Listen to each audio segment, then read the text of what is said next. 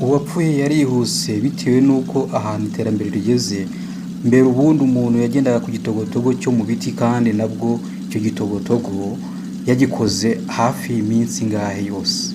None ubu ngubu iminsi mike cyane urajya kubona ukabona imodoka imeze nk'inzu neza mu muhanda ikagenda ikagusanga aho wibereye ikagutwara ikakugeza mu rugendo rwawe.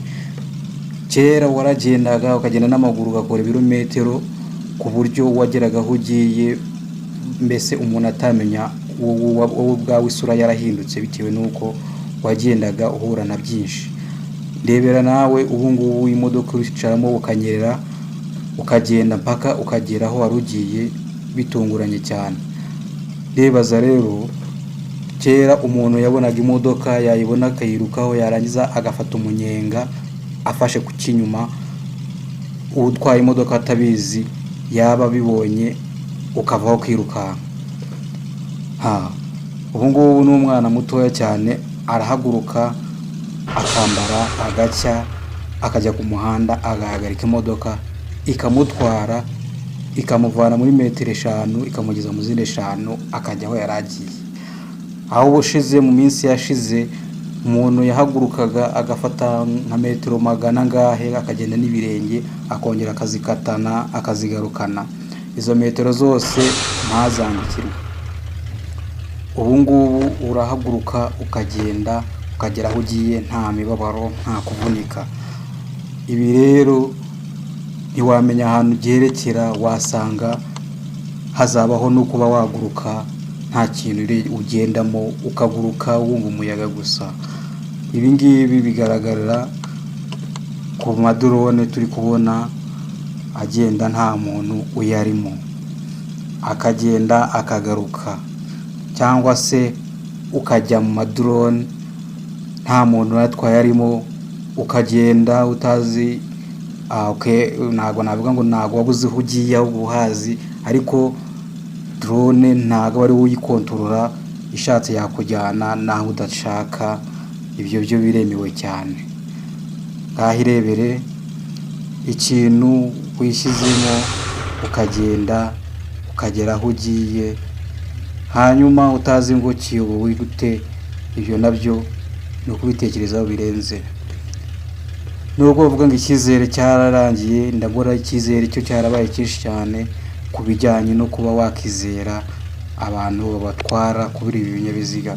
Umuntu yaragendaga akahura na mugenzi we bakaganira, akagenda akamara wenda nk'iminota ingahe aganira na mugenzi we, akongera agafata indi minota agenda ku rugendo areba ibiti agira gute, areba uko hifashe buri munota agenda amenya uko bimeze. Ariko ubu ngubu uraburuduka ibintu ubona byose byiruka mu kanya gato ukabona ugeze aho ugiye. Ibyo byo nibyo byiza, ni nacyo giterambere. Ariko nanone hari ibintu bimwe na bimwe bigenda bicika. Reka dukomeze rero tugere no kuri ibi bintu tumaze kugeraho kuri ubu ngubu n'ingaruka zabyo, kuko ingaruka zabyo zo ni nyinshi cyane, kandi buryo iyo wihuse n'igihumi kiraza. Niyo mpamvu bakunda kuvuga ngo abanyarwanda yihuse yabyaye bihumye. Nuvuga ngo twebwe tubona ibibiza tukagenda tukiga uko bikora, twarangiza tukabihukira tukagenda tukabitwara. Wamara kujya mu muhanda, nk'ubu ngeze mu muhanda mbonye abagenzi ntwara bagezemo mfatiyeho, ndanyereye mu muhanda. Urabona mbese gira gute nkora ibidakorwa, imodoka ngeze yanjye igiyeho ivuyeho, dore n'indi nayo iragiye. Ubwo ngubwo akazi ngo nagatangiye, nanjye natangiye gutwara ibintu bijeje ubundi, aba nangiye kwangiza ubuzima bwa benshi, umuryango n'abandi bose, ngo ndi gutwara ikintu kije vuba ngaha ntaramenya neza. Niyo mpamvu ugomba kugira ngo ikintu nk'iki ukige imyaka n'imyaka, unareba uburyo gikora, urebeye inyuma, noneho nibirangiza unajya imbere ugitwareho imyaka n'imyaka ahantu habugenewe, atari ngombwa guhita wicara mu kintu ngo uhurutuke utazi ngo bimeze bite. Ibi ngibi zimwe n'imodoka zirakujyana zikakugeza aho ugiye, zikoroshya urugendo rwawe, ariko noneho zigira n'ingorane nyinshi cyane. Zigira ibintu bitatu: zigira wowe shoferi uyitwaye, hanyuma ukaba ari wowe noneho ufite ubuzima bw'ibyo byose bw'icyo kinyabiziga utwaye, ukagira ubuzima bw'abo bantu uhetse n'ubuzima bwawe. Noneho rero iyo ibyo byose utabitekerejeho, hanyuma ntunatekereze ku bindi byose usize inyuma cyangwa se ku bindi uri gusanga imbere, niho hahandi wikangura waryohewe no kunyerera, ugasanga ugeze ahantu hatariho, ugasanga ugeze ahantu mu mwijima, cyangwa se ugasanga ugeze ahantu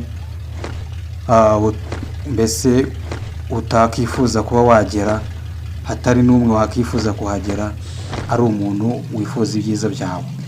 Noneho twavugaga ku muntu utwara imodoka, reka turebe noneho ku bintu by'imodoka, noneho ku bijyanye n'imodoka.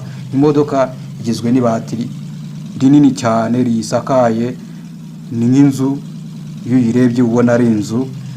Hanyuma wamara kure ahantu ngaho tuvuze n'ahantu turi kureba aka kanya, noneho ahandi turi gutekereza, iyo ubonye ikisakaye uhita umanuka hasi ukabona ikindi kibati kiri munsi kimeze neza, nacyo kiri ku mpande n'inyuma kizengurutse, noneho hakazamo n'utuntu twereruka tumeze nk'ibirahure. Hanyuma ubwo imodoka igice cyo hejuru kikaba kiruzuye n'icy'imbere. Ibyo nibyo tuvuze. Noneho tugahindukira tukinjiramo imbere mu modoka. Imodoka hari igira intebe zigera nko mu 10, 20, 40 se, bitewe n'abantu iyo modoka itwara. Urabona nk'iyi ngiyi ifite intebe 22. Noneho imodoka hari n'iyigira na za 40, 50, 30, biterwa n'uko imodoka ingana, n'uko uwayubatse yayubatse. Noneho ubwo tuvuye ku bintu by'abantu bicaraho bijyanye n'umubare w'abantu. Ahangaha tugeze noneho ku byo imodoka izo ntebe zicayeho. Intebe zicaye ku bintu bimeze nk'ibiti. Ibiti bingibi byubaka inzu, ariko noneho bikoze neza, arangira bagafungiraho izo ntebe neza cyane.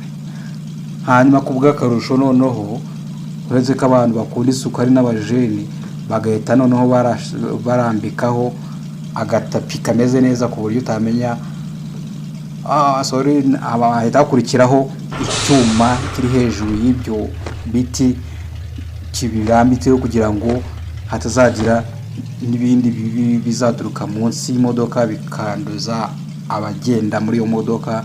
Hanyuma hagahita bakurikizaho n'agatapi, noneho ya modoka igasa neza cyane. Aho ngaho turagiye, ubwo twari tuvuye mu masuku y'imodoka. Reka noneho tujye hari imbere habakubiye ibintu byinshi, harimo na wa muyobozi uyitwaye bita shoferi cyangwa driver. Iyi modoka ahantu shoferi aba yicaye aba atekanye cyane, afite ibintu byinshi bimufasha, kandi aba agomba gutekereza kurusha abatwaye, kuko niwe aba areba ibiri imbere byose, yanashobora akareba n'ibiri inyuma byose. Niyo hari umugenzi usuze, ashobora kuba yahita amenya ngo uyu mugenzi ni uyu nguyu usuze, nta wundi. Niyo yaba hari umurebye cyane kandi watazi ko yamurebye cyane, we ahita abibona shoferi. Urumva yuko shoferi ari ijisho rya hose, ni nawe ufite inshingano zo kuba yakora ibintu byose bishoboka kugira ngo hatazaba ikibazo kuri iyo modoka n'abitwaye. Akaba ariyo mpamvu bisaba ngo uyige igihe kirekire, umenye, uhere kubona igenda hari abandi bayitwaye, uyirebe guhera hasi kugera hejuru, nibirangira uzajye kuyiga umenye n'iby'imbere, umenye n'ibyitwara. Reba nka buriya ikibaye, uriya ntabwo yamenye neza ibyo byose, hari abasize batakiri. Rero ibyo nibyo shoferi agomba kwitaho cyane, akabanza akagenda akinjira mu modoka, akamenya imodoka ibyitwara ngo ni ibihe, akiga mu mibare, akiga mbese mu bintu bijyanye n'uko igenda. Yamara kubimenya akiga uburyo azayitwaramo, akayijyana akanayigarura amahoro. Noneho shoferi iyo twamugezeho twamuvugaho byinshi, ariko reka dukomeze tugere ku bintu ashinzwe gukora. Shoferi ikintu cya mbere aba afite ibintu bitatu bimugomba kuba yakoresha, kandi akabikoresha neza, cyane cyane akita ku kintu bita feri. Dore uyu nta feri yafashe, akasa nta feri yafashe, arabahitanye kandi si byiza. Feri nicyo kintu cy'ibanze mbere ya byose kugira ngo ujye mu modoka uyitsimbure. Habamo feri, hagakurikiraho kuba wagira gute, akageraho ukandagira ku muriro. Uwo ni umuriro uyitwara. Hanyuma ariko ujya gukandagira ku muriro, hari ikindi bita amburiyaje kibasha kuba cyatuma uhindura za vitesi. Vitesi ni bya bintu bituma imodoka igendaga cyangwa se yihuta bitewe n'ahantu igeze, ubwo n'imbaraga z'imodoka cyangwa moto. Ibyo kabimenya noneho ukabikora noneho bijyanye na feri. Umuriro gake, feri cyane. Feri ukayifata ku buryo n'iyo wagera aho ugiye ukererewe ariko uri amahoro, kuko feri nicyo cy'ibanze. Ibyo nibyo bireba shoferi. Noneho akareba iyo ajya akamenya ngo imbere bimeze bite. Wagera mu ikorosi ukagenda buhoro cyane utarenga umuhanda, warangira ukagenda neza cyane ukagera aho ugiye amahoro.